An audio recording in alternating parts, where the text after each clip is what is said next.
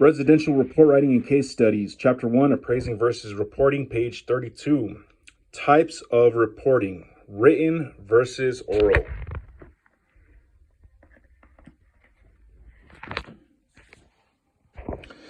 Effective communication is absolutely essential for the appraiser, yet it is a skill that is often overlooked.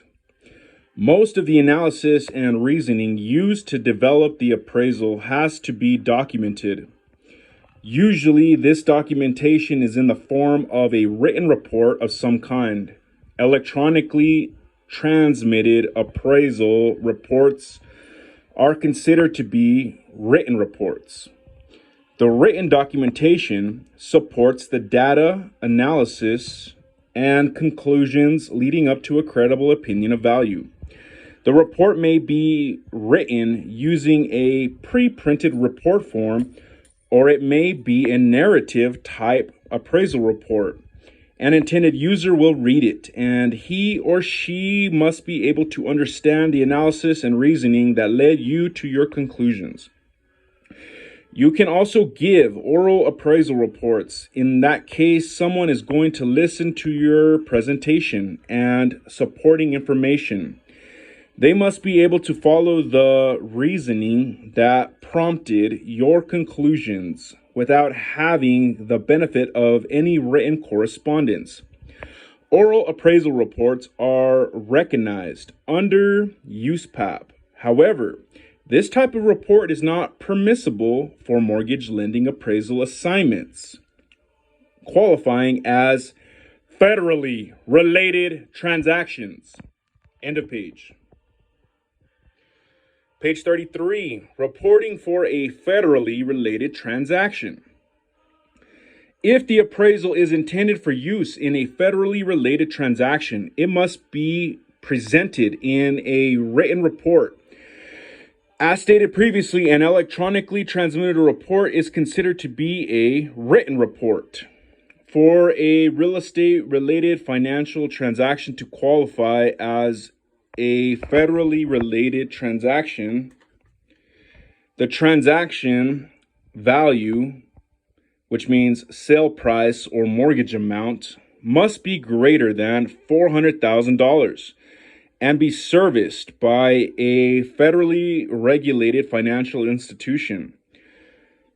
The federal regulators include the Federal Deposit Insurance Corporation, FDIC, the Office of Comptroller of the Currency, OCC, the Federal Reserve Board, FRB, and the National Credit Union Administration, NCUA. Please note that the Dodd-Frank Wall Street Reform and Consumer Protection Act, passed in 2010, eliminated the Office of Thrift Supervision, OTS, as a federal financial institution regulatory agency. Appraisal reports, whether written or oral, must conform to certain standards and rules. For licensed and/or certified appraisers, those rules are found in USPAP, Standard 2 Real Property Appraisal Reporting.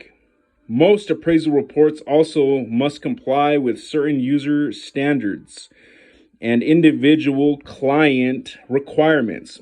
Information relating to these standards, rules, guidelines, and additional requirements will be brought to your attention throughout this course. End of page. Page 34. Effective communication. The skill associated with communicating your thoughts is being able to convey that particular analysis and/or conclusion in such a way that the reader will understand what you did and how you did it and why you did it. Your communication must be appropriate for your client's level of understanding of the whole appraisal process. If there are other identified intended users of the appraisal, they must also be able to understand the report and be able to follow your reasoning for your stated conclusions. To paraphrase some of the requirements found in USPAP, Standards Rule 2-1, Each written or oral appraisal report must contain sufficient information to enable the intended users of the appraisal to understand the report properly. All conditions used in the appraisal assignment must be clearly and accurately disclosed in the report. An additional statement may be found in the scope of work rule. The report must contain sufficient information to allow intended users to understand the scope of work performed. Yet another reference to adequate reporting can be found in Advisory Opinion AO-36. An appraiser's obligations to other intended users may impose additional development and reporting requirements in the assignment. Your expressed reasoning and written comments must pass the test of being understood by the client and any other intended users. The amount of information required in the report will vary from assignment to assignment, depending on the intended users of the report. In some cases, it might be possible to summarize the analysis with abbreviated comments, while other assignments will require more comprehensive explanations in the page. Page 35, writing. Some appraisers regard report writing as the most boring and tedious part of the appraisal process. However, writing does not have to be boring. Writing can be exciting. Writing can be challenging. Writing is different from the spoken word. Writing is a learning experience. We write differently than we speak. When we are speaking, we can use voice inflections. We can slow down for effect, or we can speed up our delivery.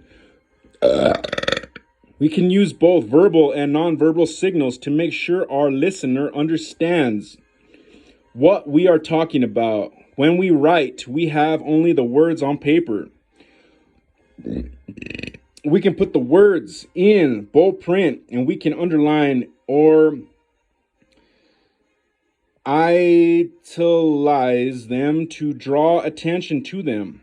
But basically, it is simply a written word on a piece of paper or a computer screen. One of the rules of internet and email correspondence states that when we write a message using all capital letters, we are shouting at the person who reads it. There are even abbreviations specifically used for corresponding on the web. LOL is laugh out loud. SUL is see you later. BCNU means be seeing you. BTW translates to by the way. TTYL says talk to you later. These rules have developed over time and are only used when corresponding by email, instant message, and text message. They certainly are not accepted in the sense of writing a report and/or communicating the results of performing an appraisal. We speak using a particular language skill. We use the internet with another learned set of guidelines. Writing clearly and consciously involves learning still another set of rules. So, writing is a learning experience. As appraisers, we must adapt to the skill of effectively communicating our thoughts and the reasoning for our conclusions. And we hope the intended users are going to read, interpret, and understand our words to mean exactly how we intended. Writing is a constant search for that specific word or phrase that will unlock the mystery of your reasoning and convey the process to someone else. Just knowing that you have the ability to explain to another person the logic of your analysis and the reasoning that influenced your conclusions should provide a high degree of satisfaction on your part. You will be able to effectively communicate your thoughts to another individual with the knowledge that he or she will understand exactly what you were trying to convey. As an appraiser, you must be aware of your environment and your surroundings. You should read newspapers, magazines, and periodicals, either by the traditional variety or online.